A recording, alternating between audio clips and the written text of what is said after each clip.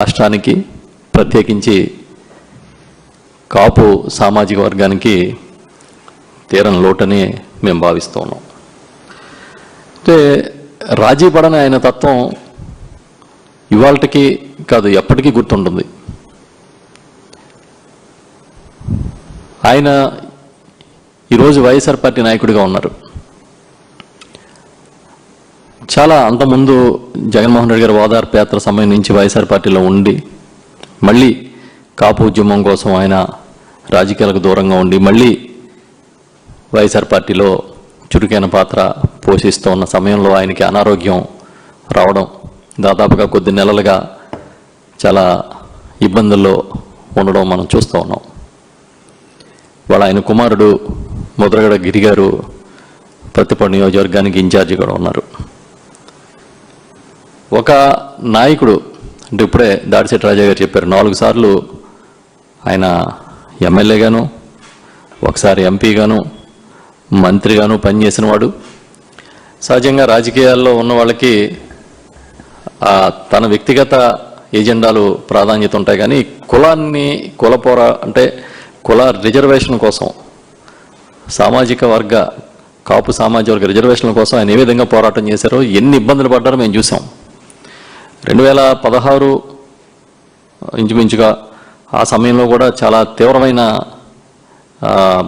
ఉద్యమం జరగడం, దాంట్లో రకరకాల పరిణామాలు ఇవాళకే కాదు చరిత్రలో ఎప్పటికీ నిలిచిపోతాయి. ఈ సందర్భంగా ఎప్పటికీ తెలుగువారి గుండెల్లో ఆయన ఒక విలక్షణమైన నాయకుడిగా ఉండిపోతారని చెప్తూ ఉన్నాం. ఈ సందర్భంగా మేమందరం పార్టీ తరపున, వైఎస్ఆర్ పార్టీ తరపున ప్రగాఢమైన సానుభూతి తెలియజేస్తూ వారి కుటుంబానికి, వారి భార్య పిల్లలకి, ఇతర కుటుంబ సభ్యులకి దేవుడు మనోధైర్యాన్ని ఇవ్వాలని మనస్ఫూర్తిగా కోరుకుంటున్నాం. మేమందరం కూడా ఆయనకి తీవ్రమైన సంతాపం తెలియజేస్తూ ఆయన ఆత్మశాంతికి ప్రార్థిస్తూ ఉన్నాం.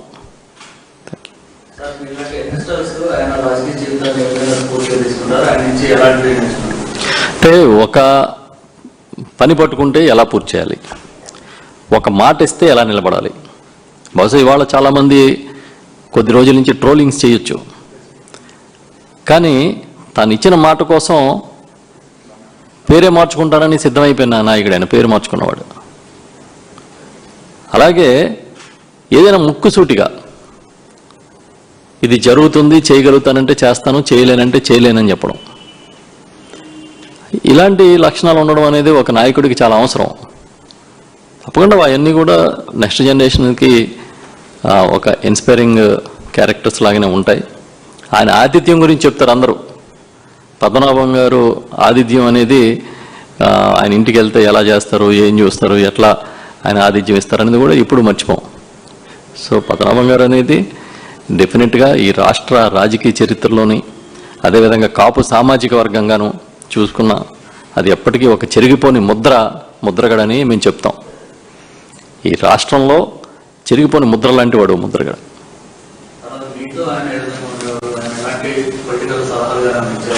మేమందరం కూడా, నేను కానీ రాజా గారు కానీ మేమందరం కూడా చాలా, నేను కానీ కన్నబాబు గారు కానీ ముఖ్యంగా మా తుని ఉద్యమం సందర్భంగా కూడా చాలా క్లోజ్గా మూవ్ అయ్యేవాళ్ళని. మాకే ఒక టైంలో ఆశ్చర్యం అనిపించేది, ఆయన ఎవరు గెస్ట్లు వచ్చినా, ఎంతమంది వచ్చినా సరే అలా 24 hours మా తుని ఉద్యమం సమయంలో కానీ ఆయన చూస్తుంటే ఆశ్చర్యం అనిపించింది.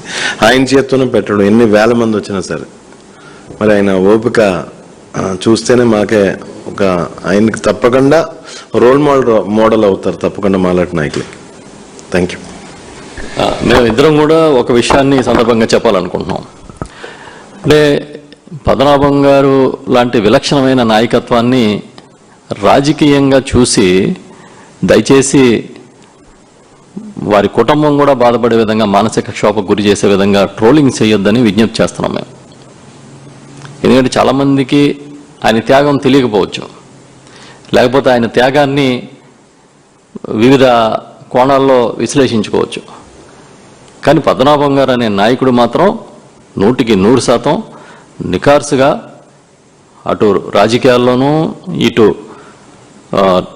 కాపు సామాజిక వర్గ పోరాటాల్లోనే నిలబడినవాడు. దయచేసి దీన్ని దృష్టిలో పెట్టుకోమని చెప్పి కూడా ఈ సందర్భంగా దాడిశెట్టి రాజా గారు నేను కోరుతున్నాను.